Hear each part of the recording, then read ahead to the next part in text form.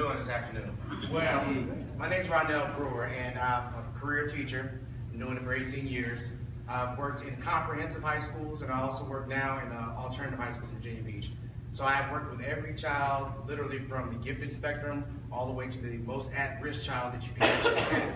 So I know the full spectrum of what it is we're dealing with. We're dealing with this, the demographic that we have here in Norfolk. Literally, everyone, when I get to stand in front of people, the first thing out their mouth is, you teach in Virginia Beach. How do you feel like you can affect Norfolk? Well, I've been living in Norfolk for 15 years. 3 went to Virginia Beach, came back and lived 11 years straight in the same ward. The reality is that not only am I here as a resident of Norfolk, but I'm a parent. And when we talk about passion, people are passionate about things that they do. But becoming a parent makes you become passionate to the point where you start to feel what's going on. And I feel like every parent that's out there, if they had the opportunity, would jump out there and do everything they could to make sure their child was successful. With the history that I have working in alternative education and working in the comprehensive high school, I know the full spectrum, but I also have an administrative background.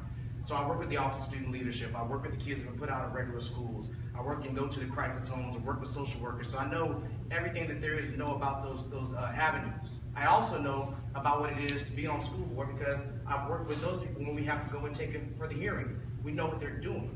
When you sit here and you look at what we have going on out here, you sit here and we try to talk about the platform. I was a little leery in looking at how we were going to do this because almost all of us are going to try to hit the same points. And that's the reality because we all know that there are issues on how they're going to be done.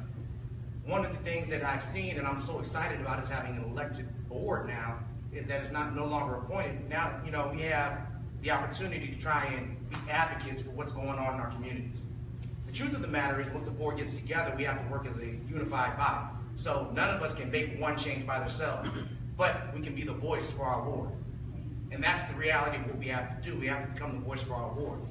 Now, being a teacher and knowing what it takes to be a teacher, I was a reading teacher of the year, I was teacher of the year, I was up for the Steve Harvey best teacher of the year 2 times in a row. So I know teaching. I mean, that's not an issue. I know what it is to motivate the unmotivated student. I know what it is to motivate an unmotivated teacher because I've also been a department head. I've also sat there and been in the meetings. And just like everyone else, you have to learn how to do things so that you can make it. They talk with kids, they say, you have to have rigor, relevance, you want to engage your kids. That's all true, but you also have to give them the stamina to do the things and pass these tests, and you also have to build the fundamental literacy stuff that you're talking about.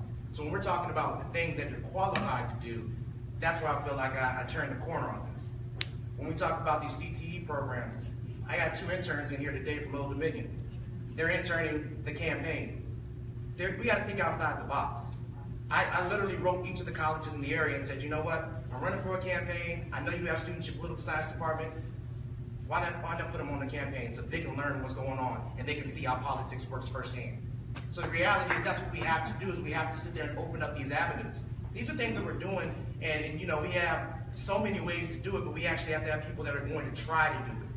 We sit there and we talk about retention of teachers.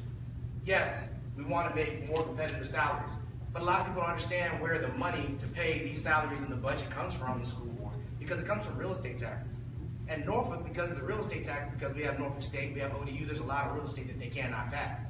So our budget's kind of going to be what it's going to be. They have to figure out a way to make the right budget proposals. And so the teachers are never going to get exactly what we need. They're not. But the truth of the matter is most teachers are not teaching because of the money. If they were, they would have different jobs. They're teaching because they care about the kids. And if you care about the kids, then you have to figure out what it is that's making these teachers leave and go somewhere else. And the truth of the matter is, they're not being successful, they're not being empowered. As a teacher myself, I know that they drop something new on teachers every year. Do this program, work this program, let's turn around and you have to use this data analysis and make this chart. But you have to empower the teacher to be successful with the chart, but allow the teacher to teach so they can be successful with the children. That's the truth of the matter. When we have a teacher who's here in a classroom and they're not successful with their child and they're not getting paid enough, that's when they say, is this worth it? No, it's not. Because you get bent on that.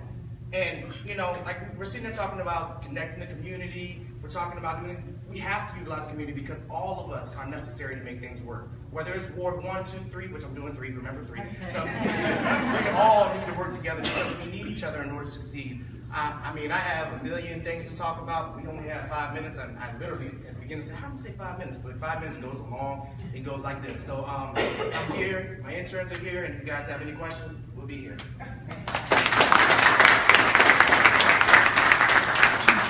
afternoon, everyone. My name is LaTanya Ms. Wallace, and I'm running for City Council in the City of Newport News in our South District.